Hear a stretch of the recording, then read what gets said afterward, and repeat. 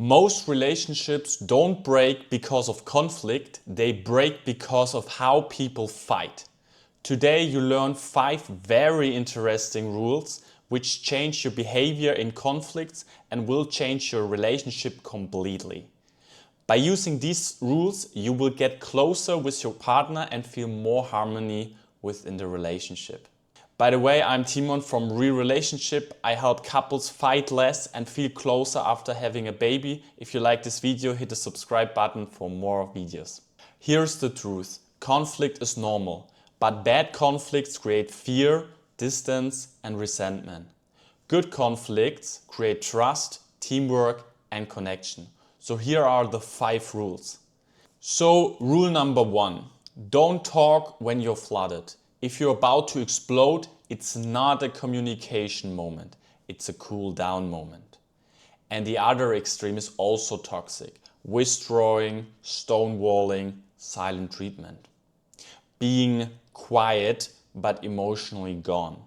So what you need to do is take space but name it and time it. Say something like, I'm getting overwhelmed, I need 20 minutes to calm down. I'm coming back at 7:30 p.m. And don't just vanish, because silence doesn't feel like peace. It feels like abandonment. So, for example, instead of walking away and going somewhere, say, I want to solve this. I'm just too emotional right now. Give me 20 minutes and I come back.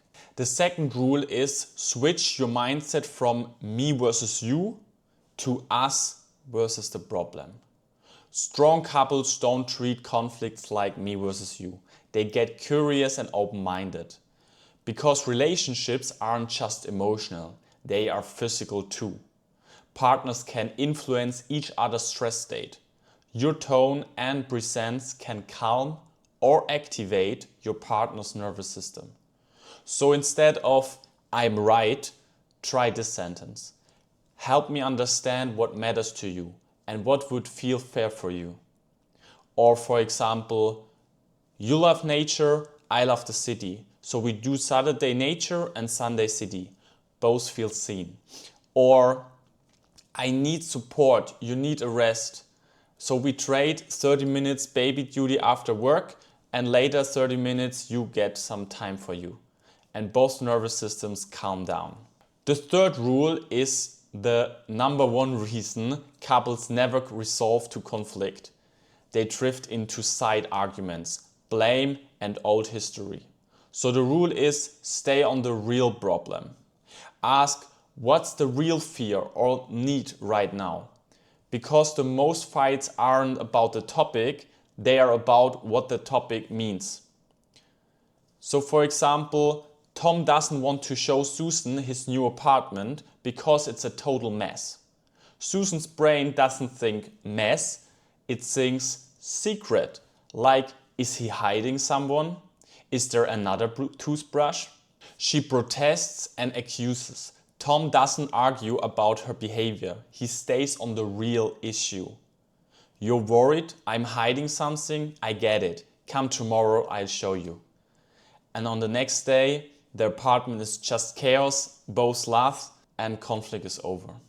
So the bottom line is, when you solve the fear, you don't just fix the problem, you also build trust. So the next rule is rule 4, and rule 4 is all about 2 words. These 2 words turn small issues into breakups. You know them? It's always and never. Avoid them. They don't describe a moment, they attack the character. And once someone feels judged, they stop listening and start defending. So instead, keep the fight small and specific. Talk about today, this time, this moment. So for example, instead of saying, you never helped me, I always do everything, say this. Tonight I'm overwhelmed. Can you do the dishes and bedtime so I can rest? And the second part is no personal attacks. Don't say something like this. You're lazy, you're selfish, you're a bad mom, bad dad. That creates shame, and shame creates distance. Instead, criticize the behavior not the person. So for example, instead of "you're so selfish," say something like, "when you made that decision without me, I felt unimportant. Next time, can we decide together?" And the last and fifth rule is no payback. This is how good couples turn toxic without noticing. Conflict becomes payback. You hurt me, so I hurt you back. You ignored me, so I'll ignore you. That's not boundaries, that's revenge. And revenge turns love into a scoreboard. So instead of revenge, name the hurt, make a request, and don't punish. So for example, instead of "you didn't text me, so I won't text you either," say this: "when I didn't hear from you, I felt anxious. I need reassurance. Can you send a quick check-in next time?" Even if you won the argument, if winning feels like losing in the relationship, it's because you won the point but made your partner feel unsafe. So after winning the point, don't wound the person. So for example, instead of "I told you if you'd listened to me, we wouldn't be here," say something like this: "Okay, we found the issue.